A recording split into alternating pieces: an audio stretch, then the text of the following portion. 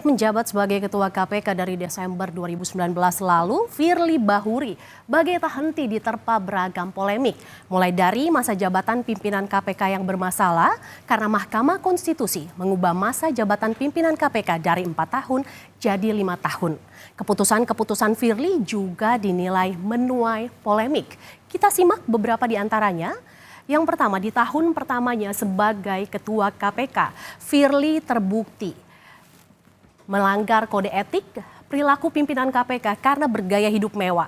Firly dilaporkan oleh ICW dan juga Maki kepada Dewan Pengawas KPK. Berikutnya,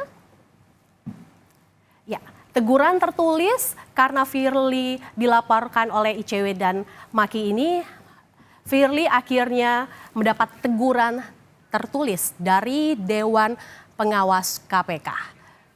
Berikutnya saudara, yang juga jadi sorotan adalah terkait dengan Firly diadukan sejumlah pihak ke KPK, ke Dewan Pengawas KPK terkait dengan polemik pemberhentian Brigjen Endar Priantoro dari jabatannya sebagai Direktur Penyelidikan KPK. Brigjen Endar dilaporkan balik oleh Firly dan kepada Sekjen KPK atas kasus yang sama. Ya, keputusan ini Dewan Pengawas KPK memutuskan tak cukup bukti. Berikutnya, polemik Firly Bahuri terkait dengan dugaan pemerasan terhadap mantan Menteri Pertanian Syahrul Yassin Limpo. Firly diduga memeras mantan Menteri Pertanian Syahrul Yassin Limpo. Syahrul Yassin Limpo jadi tersangka di kasus dugaan pemerasan dalam jabatan dan penerimaan gratifikasi di Kementerian Pertanian. Permintaan klarifikasi hingga kini masih berlangsung di Dewan Pengawas KPK. Terkait polemik pemberhentian, terkait dengan polemik ini, hingga kini kasusnya masih terus bergulir. Tak hanya di Dewas, kasus dugaan pemerasan Firly bergulir juga di Polda Metro Jaya.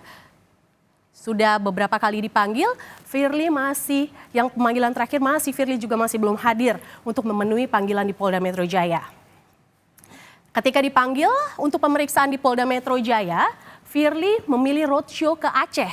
Ini juga menuai polemik karena 67 saksi yang diperiksa dan juga karena ketika melakukan roadshow di Aceh ini terkait dengan dugaan pemerasan yang bergulir yang terjadi yang dilakukan oleh Firly kepada mantan Menteri Pertanian Syahrul Yassin Limpo.